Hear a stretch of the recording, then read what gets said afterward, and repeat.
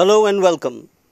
This is Editorial, the ATN News Weekly that brings you abreast to issues that are shaping our lives.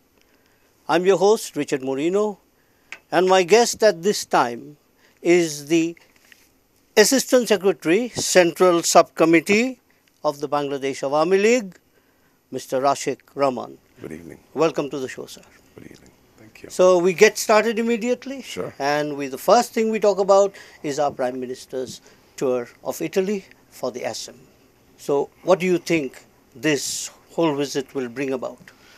Actually, this tour in Italy, in Milan, for the ASEM conference, it's actually rather extremely relevant at this point because I'm sure you have heard her speech delivered over there, which covered global terrorism and how to mitigate this situation and how to move forward to peace by working together. So working together would mean that as days have changed, technology has changed, means of conveyance has changed. Obviously, terrorism and resources employed by terrorists, they also do get to travel from one point to another. So we need a greater level of cooperation amidst countries. And in that case, surely Asian countries having a synergy, a relationship of synergy rather, with European countries, it's extremely vital to counter this. Not only that, one thing has to be taken into consideration that a lot of Bengali people, citizens of Bangladesh, today they reside in Europe. So from that point perspective also, in order to safeguard their interest, in order to make sure that they do get the touch or the feel of the welfare that they're seeking so hard and migrating to European countries, there also our Prime Minister has a large role to play. And taking all these things into consideration, also in order to ensure future fusion of our business sector, especially involved with European countries. As you know, we are a large RMG producing country and we have a lot of stake with the European countries. So it is extremely relevant. So, sir, our Prime Minister went all out against terrorism and international violence. So, in this light, what do you feel was the impression formed? I would think the commitment of our Honorable Prime Minister Sheikh Hasina regarding annihilation of terrorists and their motives is today beyond question. Her commitment and the resolve that she has demonstrated over the last, let's say, 30 years or more than 30 years in her political career, it is proven over time and space. And I'm sure in English there's a term called historicity. So as far as historicity is concerned, she has proven herself to be an avant-garde who does stand against terrorism, fundamentalism, and all other vices that may affect our daily lives. So, you know, she has been attacked. There were a lot of assassination attempts on her. And mind you, we must not forget that she's the daughter of Bangabandhu Sheikh Mujibur Rahman, who actually dedicated his entire life in fighting against fundamentalism and demonic forces who encourage fundamentalism, rather. So it's Almighty Allah's grace that she's in power. And I truly believe that if Bangladesh should experience a time when there will be no threat of terrorism anymore, and because of Bangladesh, a lot of other countries will benefit also, it is only because of her bold, undeniable leadership. And that this whole visit, do you feel it was a kind of image building following the January 5 elections and the impressions formed? For a statesman, for a person who heads a government and a large democracy like Bangladesh, 170 million people we have, any visit having bilateral issues, meetings with world leaders, would definitely have an impact on our image.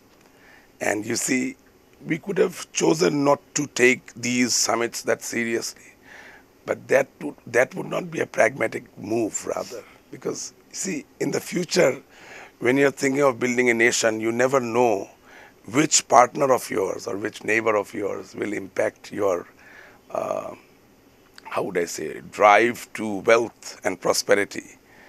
So these are avenues and forums where you have to go and you have to address the global issues. So, sir, she has met very important world leaders. Yes, she has met President Putin. President Putin, which is very important. Not only that, you know that Japan is one of our largest donor agencies and an undeniable friend, rather. So leaders from all over the country, they are meeting, they are talking with each other. She has met the German Chancellor, I believe, also. Yes. So the fact that she is representing Bangladesh and the kind of Bangladesh she wants to build, this has been clearly communicated to them. And I'm sure leaders of Europe and Asia, they would find prospect and possibility in Bangladesh, and they would make sure that investments come here and further assistance is provided. And regarding the 5th January election that you're talking about, you see, you may say it's my weakness, but I'm always straightforward. Whether there had been a 5th January election or not, even then we would have gone to ASEM conference. Rather, I think our victory in the Inter-Parliamentary Union, the chairman has been elected, Mr. Sabir Hossain Chaudhry MP, and our honorable speaker, Dr. Shirin Sharmin, she has been elected as the chairman of Commonwealth Parliamentary Association. These two are rather extremely symbolic because undoubtedly Sabir Hossain Chaudhry is a very competent, qualified person who does deserve to be elected. Undoubtedly, Dr. Shirin Sharmin is a very competent, educated, wise, efficient leader, rather.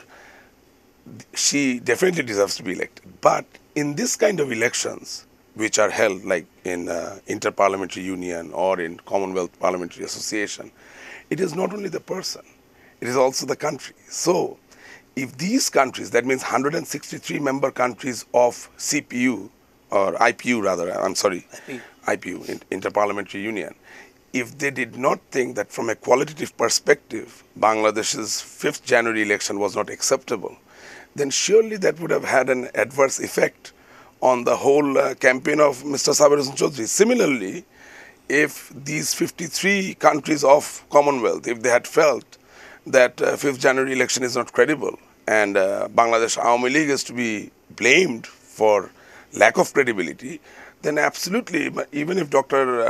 Shirin Sharmin had been the most qualified candidate, she would not make it to her chairmanship. Absolutely, sir. So, I have to interrupt you. I hate to do it. But we have to go for the commercial. That's fine. I will be right back with the same thing. Viewers, we need the commercial now, but we'll be right back. Don't go away.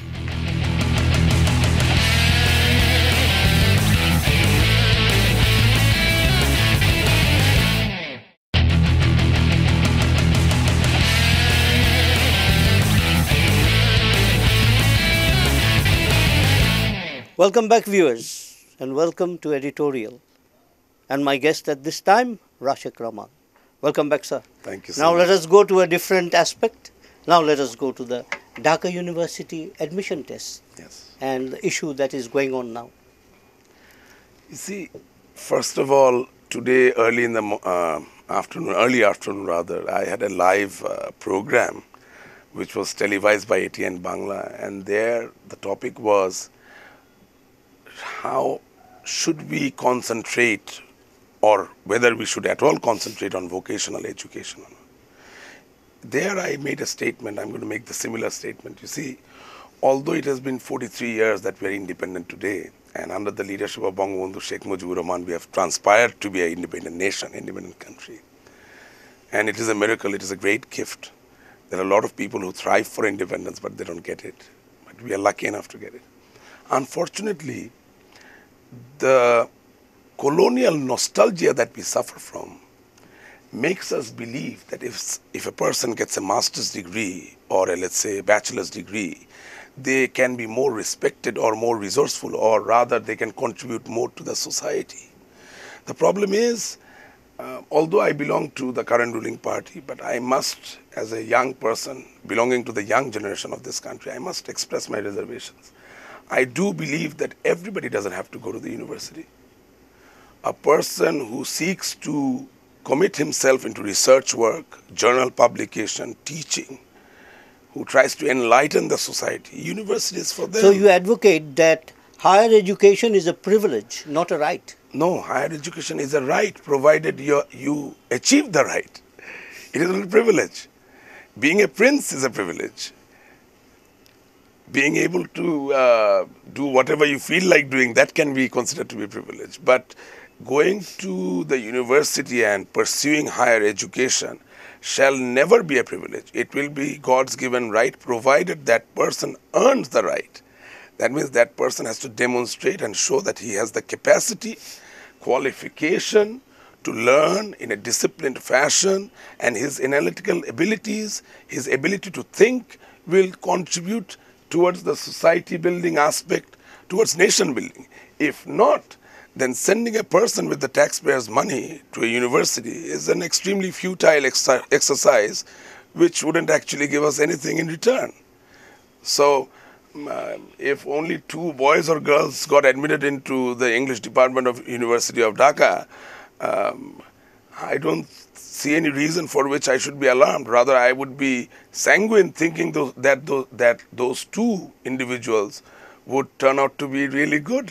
They were competent and they had the qualification. They are rightfully admitted in Dhaka University. See, just for the sake of going to university, we got to stop this practice.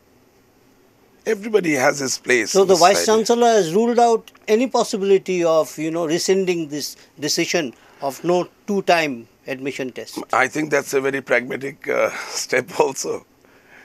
You're coming back to my same point, because until unless you make it in the first time, you see,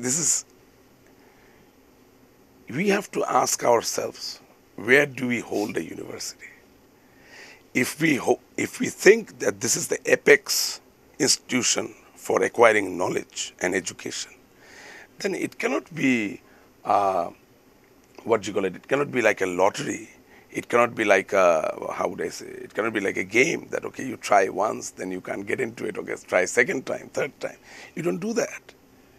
So, sir, now we have to go to a different vein, and that is the cracks and the rifts in the Jatiyotavadi Chhatra Dal, the BNP Student Front.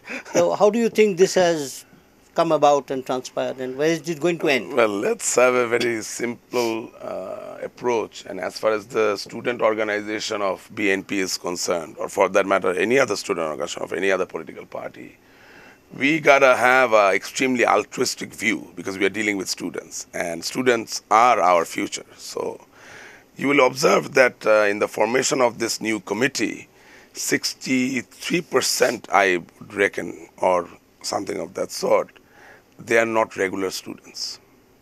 Not only that, a large number of them are married and they already have their family, they have children.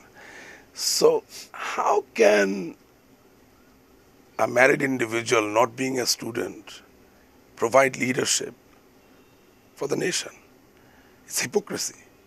So where the selection of leaders is based on hypocrisy from the part of our past opposition leader, rather, Begum Khaleda Zia, I don't expect much from this party at all.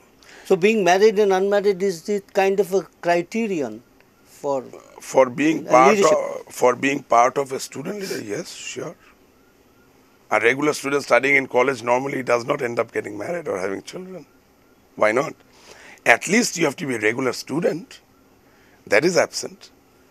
Let's say, yes, this might happen, that you were a teenager, you fell in love, you got married, all these things may happen. I may overlook those things. But if you want to be part of Jatiyotavadi Chhatra Dal, Jatiyotavadi Students Political Party, then you have to be a student, because the operative word is being a student. If you're not a student, how do you lead students? And now, sir, we have to go to another vein, and that is the recent furore over Dr. Pierce Karim, Professor of BRAC, regarding his burial. Like it was a kind of, tug of war. Tug of war, yes. Why should have this sort of thing happened? First of all, I am extremely sorry and saddened by the fact that a person should die because of reasons which are unexplainable, and they should depart early than usual. Normally we expect that people would have a long life. Unfortunately, he didn't. So I am extremely sympathetic, and I express my condolences for his family members. But regarding Shohid Minar and all that, you see, I don't know, like when I grew up, all the books that I have studied, I have noticed that it was valor, courage, moral strength, being able to protest in an unusual, unique fashion, which gave you a spot in the Shohid Minar. 2014, why should it change? Our trials and tribulations, our struggle has not changed. We still fight every day to overcome poverty. We still fight every day to become a glorious nation. So if in 1952, or for instance, in different times, 69, 66, 71, if people who dedicated their entire lives for the struggle of this country, not only being able to appear in a talk show, like I'm talking in a talk show in front of you, but this will not change my people's life. It is my contribution that I will make physically, where lot of toil, lot of sacrifice is required. If nothing of that sort is there, if that kind of contribution is not there, I don't know about Dr. Pierce Karim, but I would not claim a spot or a place in Shohid Minar. I don't want to bring my Shohid Minar, I don't want to be condescending towards a monument which symbolizes my country's glory. We have to hold it high. That's how I feel. So, sir, we have come to the end of this very, very interesting discourse, and it was a great pleasure having you on the show. It was I my hope pleasure. to have again, sir. Thank you so much. Thank you. Viewers, we have come to the end of this edition of Editorial, but we'll be right back next week. I'm Richard Moreino, signing off.